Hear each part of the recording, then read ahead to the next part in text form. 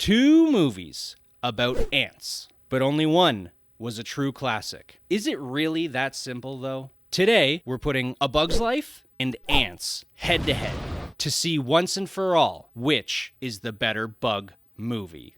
So comment below and let us know your favorite bug movie. The only good bug is a dead bug.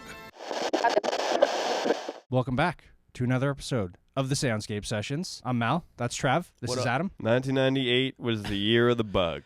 Year of the bug. Year of the bugs. Let's get right into it. Today we're talking about 2 bug movies that came out in 1998. I'm sure you're aware of them. Were there any other 2 movies in 1998 about bugs that came out?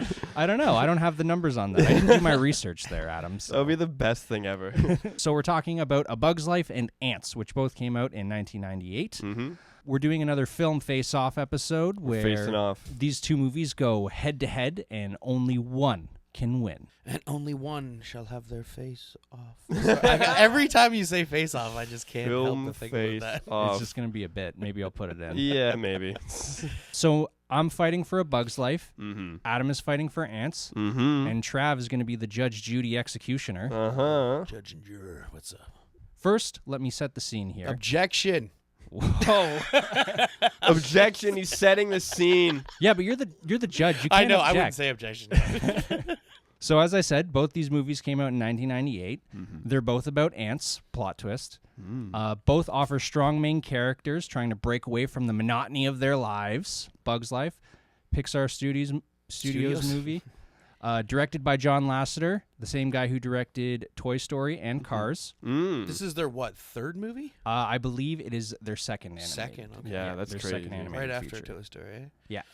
So this movie is starring a bunch of people, but the one I want to talk about right here is Dave Foley. He plays Flick. He's Canadian, hailing from Toronto. Kids in the Hall? Yeah, co-founder of the comedy group Kids in the Hall. Mm-hmm. So And main creator of a laugh that I fucking hate.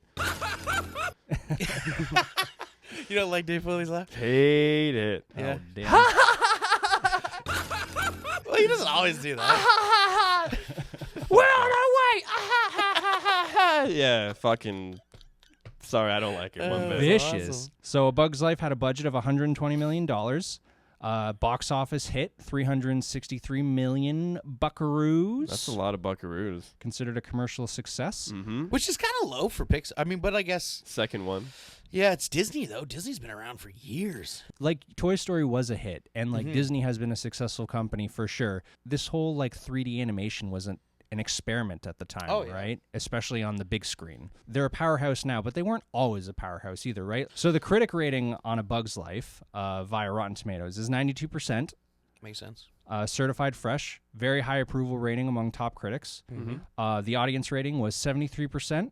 So Really? That's low. based on like the time it came out, like I said, audiences were still like they weren't really Yeah. familiar with like With that, yeah, whole setup I get. you know, a lot of people really did see it as like a kids movie, and Pixar really hadn't been recognized for their visual storytelling that transcended the genre of kids movies. So now I'll get into Ants a little bit. So this was DreamWorks' first animation project, Crazy.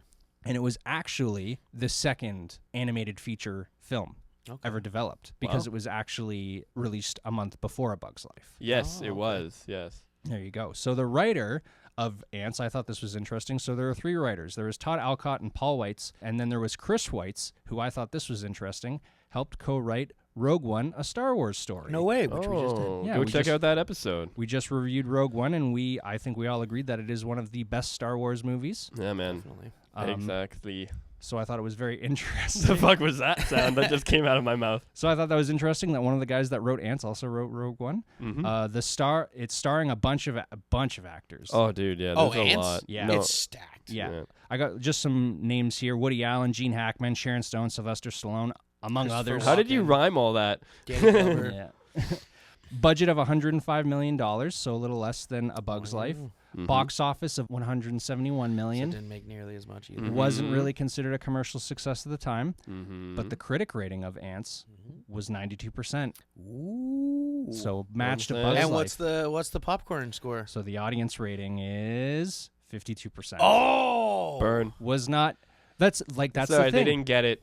They didn't get it. it was too. It's too. It's too ahead of its time, man. Way ahead of its time. And at the time, these 3D animated movies were really associated with being kids' movies. Mm-hmm. And Antz is not a kids' movie. No, it's not really a kids' movie. No, it's. I would argue that it is a action adventure movie. It's a parental guidance for sure. Yeah, there's some. We'll get into it. So I'm going to get started talking about A Bug's Life. Okay. I mean, Pixar always delivers. And, Will you approach the bench, please? Yes, approach. Your Honor. Yes, please refer to me as Your Honor. All right. So Bug's Life has a strong focus on plot and has some great characters, but Antz also has a solid story and also does have some phenomenal cast of characters. Mm-hmm. So how does A Bug's Life elevate itself from Antz? In my opinion, I think there are 3 main points. The first one I'm going to get into is the music and sound. I was watching A Bug's Life last night, and I think the opening shot of A Bug's Life establishes so much about the story. Yeah. And not just the visual parts of it, but the music really Yeah. plays a huge part. So it has this long shot of the tree, and it zooms in, and we eventually see the ants coming up. And the music is building with this. As we start off with these like quiet notes, and then as the ants appear, it becomes a little bit busier, and then the ants are like milling around in the leaves and getting the grain and the berries. And the music follows all of this too, right? Like, in my opinion, you could almost watch this movie as a silent film at times, where there's like no dialogue and just music along with the visual elements on the screen. Mm-hmm. And then we come to the colony, and the music just hits this crescendo. It's actually so epic. Oh, it just like hits me in the feels every time. Very colorful. Did the soundtrack? Randy Newman. Oh, nice. Okay, Yeah. Randy Newman hit it up. Nice. Yeah. So but like I don't remember like hearing him sing too much in that movie. He doesn't sing. Okay, cool. Not- So he not just at does all. the Yeah, music. he's just nice. an Okay, cool. instrumentalist, man. I mean, in the credits, he does a song Mhm. where he does sing, and it just plays over the credits, but that's the only time he sings in the movie. Mhm. And the music just plays like such a huge part at several points in the movie. The scene where the warrior bugs are running away from the island and Doc goes after them, and they end up having to like rescue her. Like, the music makes it seem like just this like epic fight where we know they're like circus performers. But from the perspective of the colony of the ants that are watching, they're seeing like heroes. The caterpillar's using himself as live bait! How brave! They're seeing like warriors like fight for them, right? And the music really like kind of allows the audience to adopt the perspective of the ants too, right? Absolutely. Mm-hmm. The sound also plays a huge part in this too. The sound design in this movie is absolutely insane. They make the birds sound like a T-Rex. Oh yeah. Tweet, tweet! We think birds like, oh, tweet, tweet, chirp, chirp, so beautiful. Yeah, It's but like, to an ant. But to an ant? yeah, no, that thing's a T-Rex. I for didn't know sure. how scary those things could be. Like, those things are ruthless. They aren't scary until it is at the bugs and like the spit flies. Yeah, it's crazy. But it's not just the birds too. It's the grasshoppers. Mm-hmm. Yeah. They make the grasshoppers flying sound like Harley Davidson.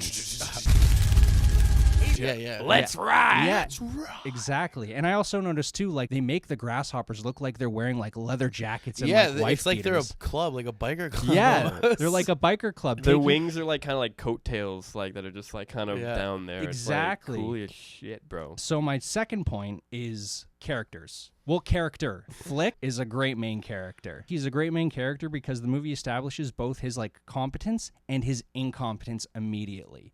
The moment we see him, the moment he's introduced, he has this huge machine and he's cutting down these like stalks that it's taking like he's like harvesting. He's got the vision. He's got the vision. He's harvesting grain at like 5 times the speed of the normal ants doing it.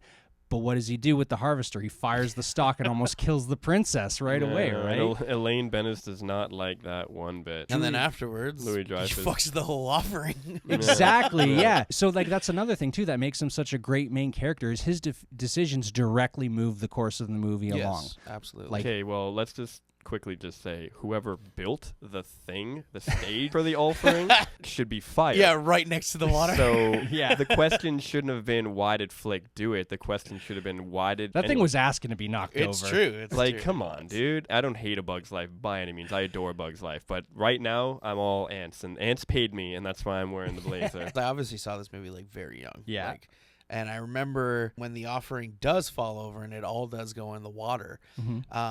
You can't see any of like you Yeah, can the water- see the yeah. bottom of the water, but you can't Can't see see any it of the food that sinking. just fell. And I was like, Where did it all go? I noticed that too. Yeah, Yeah. it just like disappeared. Into like It's some like a sort of mirror- black hole. Yeah. You don't see it like slowly Because that's sinking another the thing shadow. I was thinking too. I was like, well, can't they find a way to just scoop it out of there? Nope. It's wet. I mean, to be fair though, too, like it's like down this huge cliff, Yeah, it's true, yeah. and like from the ants are also just like, oh, he's gonna leave the island. Yeah. Like you can't do that. We don't leave the island. The island. Yeah. It's like Moana. Julia Louis-Dreyfus. There's a gap. There's a gap in the line. What are we gonna do? It's okay, Your Highness. Gaps happen. We just lost a few inches, that's all. Oh, right. Julia Yep. Louis-Dreyfus. Princess Ada, another great character in the movie who also goes through the same journey as Flick. That's the thing is like Flick has like competence, but he lacks self-confidence, right? Yes. And it's just like the entire colony like thinks he's a fool because it's just like why should they believe in him when he doesn't even believe in himself? Yeah. Right. Mm-hmm. But then the thing is like Flick also drives everyone else's like character growth in this movie. Like Dot, like pretend this rock is a seed. Pretend that that's a seed. It's a rock. And then Princess Ada, like he gives the plan to the warrior bugs, and then Princess Ada helps get everyone on board with the plan of building the bird and fighting back against the grasshoppers. And Yeah, that's true. it's like sad in a way too, because I remember the scene where she's explaining the plan to the colony, and Flick is just like sitting among like the drones, like clapping, like he's just one of the crowd, even though it's like his plan, but he's like totally cool with it, right? Because he doesn't believe. yeah, He's it's just true. like, if I said this, no one would go for this because like I'm an idiot. And Yeah, absolutely. He's selfless. well, he's also selfish though because he does lie to the colony You're right. to try and attain his Yeah. glory, because that's something else he says in the movie too. I just wanted to make a difference. He's a really great character. He like really propels the movie forward. Like the movie hangs on like every decision he makes, and I think Yeah, he's, pretty much. you're rooting for him too, right? Because you see the potential that is in him, the grasshoppers are fucking ruthless, man. and he's the only one that stands up to him in the beginning. It's true, yeah. Flick is a great character, one of my favorite Pixar characters, holds a special place Of in my all heart. time? I would say way. I'm not gonna be like contrarian and just be like this is the best Pixar movie. Yeah. But this is my favorite Pixar movie. Okay. Yeah. That's because like I was so stoked on this movie. Like I was absolutely enamored with Dennis Leary's character as the ladybug. All right, that's it. Out. Everybody out. Okay, now you're gonna cry, right? You're gonna cry. See if I care. Go ahead and cry. Go ahead. Please don't cry. I liked how every the VHS had like different covers. Yeah. Like, the one I had was Dot, Yeah. but like down the street he had the. I was so jealous he had Heimlich. I was so jealous because Heimlich's like my second favorite character in the movie. So my final point on why what elevates this movie ahead of Antz is it also doesn't waste a single frame. Like every moment in this movie is geared towards moving the plot along, developing the characters, even the gags. Like Molt, Hopper's brother, is just like there for comedic relief. But he reveals such important parts about the story. He reveals Hopper's fear of birds. The birds eat the grasshoppers. Hey, like the one that nearly ate you? He inspires the conversation at the sombrero hat of why Hopper wants them to go back and keep bullying the ants, right? He's quite the motivational speaker. Well, isn't he? yeah, that's the thing, though, Happy. You know, you. If I didn't promise Mother on her deathbed that I wouldn't kill you, I would kill you. And Happy, nobody appreciates that more than me.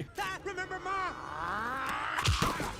But he's so important to the plot, you know? Another thing, too, which is like such an important part of the movie, but is like such a gag, is the battle mural when the Blueberry Ant School shows the painting. It's poor Heimlich. No, and you just see my boy Heimlich, and he's just like, Yeah, like they're just like, oh my. Exactly, right? Because they think they've signed up for like a circus act, Exactly, right? right. It's all a huge miscommunication, but it's such a funny gag, It's too. an amazing gag. yeah, David Hyde Pierce is like the stickman is really good too. And then the last thing too is I thought this was really clever. So at the very end of the movie, when Dot hides in like this grass stalk after the grasshoppers come back, she drops her cape, and one of the grasshoppers like picks it up and is just like, it on a "Oh, hat." this will keep me safe from the rain." And he's just like, "You idiot, we're not gonna be here because Hopper's gonna kill the queen." And it creates like, oh, now Dot has to go get Flick. It raises the stakes of the movie. It like makes things gonna so kill her much more anyway. serious. Yeah. So, but like that's just like a gag, you know? It's pretty wild, eh? So yeah, the movie doesn't waste a frame. Those are my 3 points about why I think A Bug's Life elevates itself above Antz. Like I think Antz is a great movie. I think Woody Allen's character as Z is also really interesting. acting and Oh yeah, he's so talk about fucking layers and Like- just so much. Very George Costanza-y, like very. so beautiful. Yeah, I mean, let's get into it. Let's Yeah, go sure. into Antz now. Everybody kind of knows, at least from what I've seen in my life, that everybody kind of likes A Bug's Life more than Antz because I don't know, maybe just this and that. But I don't not like A Bug's Life. I just have always like really loved Antz, and it's for a few reasons. But ironically, my laptop is being used for sound and my phone is being used for audio, or video, so I can't have a way to do anything. So I ordered these. They're sweet little Lift them up, yeah. yeah, they're sweet little things. And I got one for you in case you had anything you wanted to say. And yours says Mal smells. Oh, wow. So if you want to use that, you can. The pen's over there. I also put Everton on there a lot, so it might be burned in there. Oh, there goes my thing. I don't really need it. So I will start. I guess mine just got lost. No, you don't need one. Yeah, you're the judge. You you're don't the get to judge, take yeah. notes. So I'll start. I have to say before anything that Hopper is one of my favorite villains of all time. It's really, really hard to compete with that, especially when Gene Hackman is the villain in Antz. But I just have to quickly concede that, like, next to Cruella de Vil, Hopper is my favorite Disney villain or whatever. So And sorry, you're arguing for Antz? yeah, I have to say this first so I can get it. I have to get it over so I can get it over with. And the scene with the tequila sombrero hat was just crazy town for me because I like kind of like got what he was saying at a young age, like right away, and it made a lot of sense. And it's so pimp that he says those ants outnumber us 100-1, and he still kills. I always assumed they killed him, but like it's cool they like still killed 3 of his guys to prove a point. Yeah. He's so ruthless and so right. It's their way of life. It's not about bullying them. And I just love that. But anyway, fuck that movie. So I'm joking. So Antz, right? So Flick is an interesting character, I guess you could say. But Z, played by Woody Allen, is like this neurotic, completely existential crisis, has no idea. The movie starts with him pan down of him at therapy. Yeah, in therapy. My father was basically a drone, like I've said, and the guy flew away when I was just a larva. And it's hilarious. And the therapist is just like, that's the thing, you don't matter. Yeah, Isn't it so right. wonderful? Don't you understand? Like, that's the whole thing. The whole system makes me feel insignificant.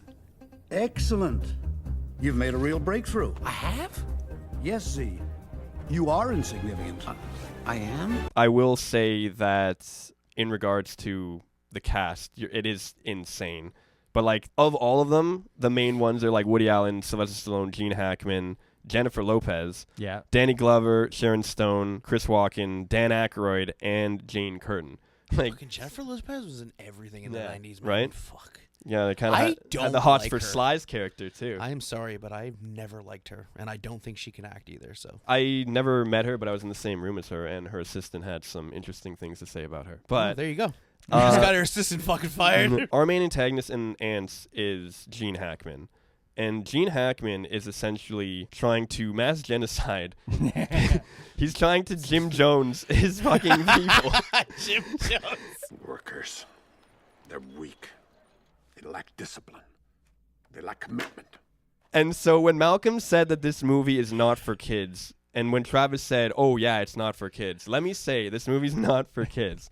So the thing is, like, Antz is kind of like inside forces trying to take over everything, and Yes. Bug's Life is like outside forces. You perceive that because Z is having this existential crisis, but you don't really see it as prominent as it can be until, like, more so in the story. Because Z's got a whole bunch of shit he's got to do, like convince Sylvester Stallone to switch lives with him. Because when you're an ant, you're either a worker or a soldier. And Sylvester Stallone is clearly a fucking soldier. You can go to prison for even talking about impersonating a soldier. Yeah. Like everyone goes right to sleep. It's so good. And then it also just shows that, like, even somebody who's, like, big, strong wants a new life, too. Yeah. Like, it's just everybody wants to... I can see how somebody would say, like, they're the same movie, but, like, they're really not. They're not, no. And also, Antz has 4 legs on their ants, and A Bug's Life has 2.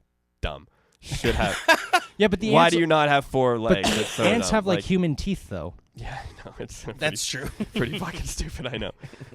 But it's the movie kind of like is all fun and like games and stuff. You get introduced to everybody, but then it gets real when Z switches places with Sylvester Stallone's character. I keep forgetting his name, but anyway, you'll probably look it up. And then he Weaver. goes Weaver, yeah. Weaver, and he goes with these ants because they're going to war against the termites. And they go to this old hollowed out tree, and it's horrifying. That scene was crazy. And before we get into that part, you're talking about how A Bug's Life had some good music, but like it didn't have the ants go marching one by one. Go marching 2 by 2, hurrah, hurrah.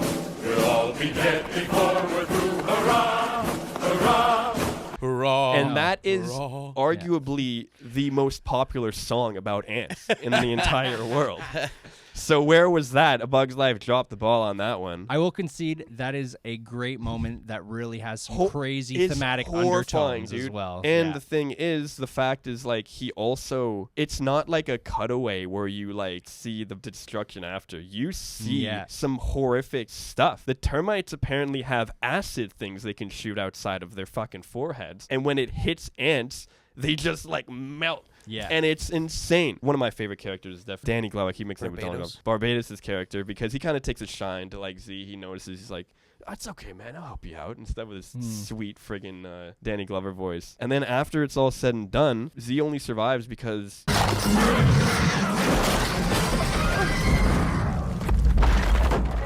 guys, can somebody help me here? Can anybody? Hey. Stuck in a place where nobody knew where he was. Yeah, he got like knocked out or whatever. Everybody dies. Yeah. And then he goes to Barbados, and he's just like, "Oh, okay, we'll go back." And he like tries to lift him up, and it's just his fucking head. Yeah. And I remember when I was a kid, and I saw that, and I was just like, "Oh, how is he still talking?" Like, but I guess, you know, kind of like how chickens can like do the thing. I guess the reverse is with bugs. But anyway. So that part alone is just fantastic. But then also when he comes back, he has to like fake it that he's like he's a war hero, hero, but he's not. And then friggin' Sharon Stone? Princess Bala. Yeah, Princess Bala. I love her voice. She's got the best voice. She's in Fillmore. She plays the principal. I love her voice. They end up, shenanigans ensue, and then they end up having to leave. And then instead of going back, because Princess Bala doesn't know shit, they end up going to Insectopia, which is some drunk guy at a bar. Insectopia. Oh, really? Lunatic at 3 o'clock. And then they actually go to Insectopia, which is a beautiful fucking place, which is essentially just like a garbage can. Endless food. Endless food. They have a worm roller coaster that goes through an apple and stuff. It's like just... And the fake out Insectopia where it's just a picnic. And they yeah. It's some kind of force field, you know? It's all wrapped in plastic. Yeah. It's so good, dude. I think I like Ants more than A Bug's Life. Once again, I will concede that Hopper is just off the charts so good. But Gene Hackman's really, really good too. Gene Hackman's sick. And the whole entire time, you got Cutter, who is Chris Walken, who you can tell is like not fully like, he's kind of just like, yo, my guy's kind of like losing his mind. I didn't talk about the ball or whatever it's called, the ant ball, the ant ball or whatever, where but they like band together and like that's another thing too. Like these movies both have pretty wild ass cinematics for the ending, but Gene Hackman literally tries to drown his entire colony so he can he was just putting in a really big pool. Yeah. Fucking like, ethnic it's cleansing. It's the craziest shit. They didn't have to go that wild. They didn't have to go with mass genocide. No, but they did, and I love it. Like this movie's dark. It's why Majora's Mask is my favorite Legend of Zelda game over Ocarina of Time. Like I like darker kind of tones and stuff. And I will give that Bug's Life is more colorful. I really like when, like, in the beginning, when they're, like, kind of going through the tunnels and it's all blue and, like, and it's like, you go, like, it is more colorful. I mean, it's Pixar, you know, it's going to be colorful and fun. I just think that, I think Ants is better than A Bug's Life, mainly because kind of ruthless. And you're a dork. Like, yeah, I'm a dark guy, you know? Well, it's just, like, ruthless as hell, and I honestly love it. I had, like, a bunch of notes, but I just kind of went, oh, no. I pretty much hit everything, and it also says mouse smells at the bottom here, too. We got to hammer that in. I shower, people. I don't know. Don't let that catch on, man. Hashtag mouse smells. Hashtag mouse smells. I do want to concede one final point on the climax of Ants. I was reading that it is actually an ode to a 1905 Soviet propaganda film, Battleship Potemkin. Wow. You would that say goes some even harder. You would say some shit like that. So Colonel Mandible is trying to get the soldiers to kill the workers who have survived the flood that he tried to kill him, and the soldiers revolt against him, right? So in Battleship Potemkin, there's a rogue warship or something, and the Tsar is trying to get his soldiers to kill like these like working class sort of soldiers, I guess you would say, and his soldiers refuse to do it. And then it's all about, like it's a Soviet Union propaganda film. Yeah, so like, it's about communism overcoming, but and Antz is not a Soviet era No, propaganda it's film. not. I thought Not it was heavy about communism. But it is really cool how at the end of the movie they have that kind of ode to this, because the movie does play with like Marxist beliefs, right? Like Z is having an existential crisis. He's like a cog in a machine, and Yeah, like, definitely. they're trying to eliminate the working class people, and it's like a commentary on a class system. But I mean, for me, I feel like the movie didn't go hard enough in that direction for me to really think it outdid A Bug's Life. So that's what I'll concede, but I still think A Bug's Life is better. Yeah, but Bugs Life doesn't have termites that have acid that shoots out your head that melts dudes in a crazy battle. It didn't, but I'm not gonna lie, I didn't It miss does, that. but it does have in Hopper. A Bug's Life. Yeah, I know. It does have Hopper though, and Hopper's wicked. All right, Trav, it's verdict time. What I do you feel think like, of our arguments? Oh, I just like I wanted to make one point just about like Yeah. What do you writing think? the movies and stuff, because A Bug's Life, as the writer, yes, it's still an amazing movie and it's written really well. But if I wonder the process of writing Antz. Like, did they go in and say, okay, you know what? I want this, let's do something crazy, something, and then they land on ethnic cleansing, Ethnic cleansing. and ethnic cleansing and stuff like that.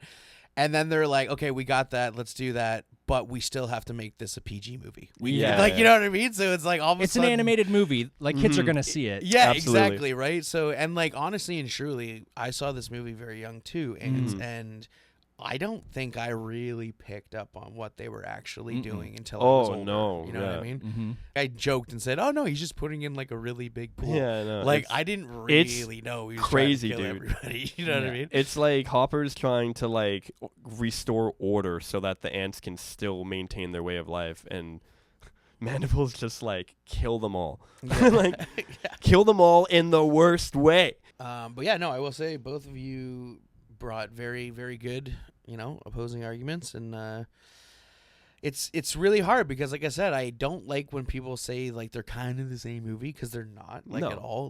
They're about ants. That's about it. They both have ants in them. Yeah. That's 100%. They both kind of start in the same place where you have one ant who's yes, faced with kind of 100%. a crisis. Yes, Yeah. absolutely. And yeah, like I said, for me, A Bug's Life is more about Flick, obviously, but Flick is just he's a different kind of guy in a colony where everybody's kind of the same, and then that's where the movie just basically shows you being different is okay. And then even when he goes and finds the friggin' the warriors that he's gonna bring back, they're all a bunch of misfits too. Exactly. You know what I mean? So it's just they're all Ants tells you have to be a war hero to be accepted. yeah, that's Pretty fucking much.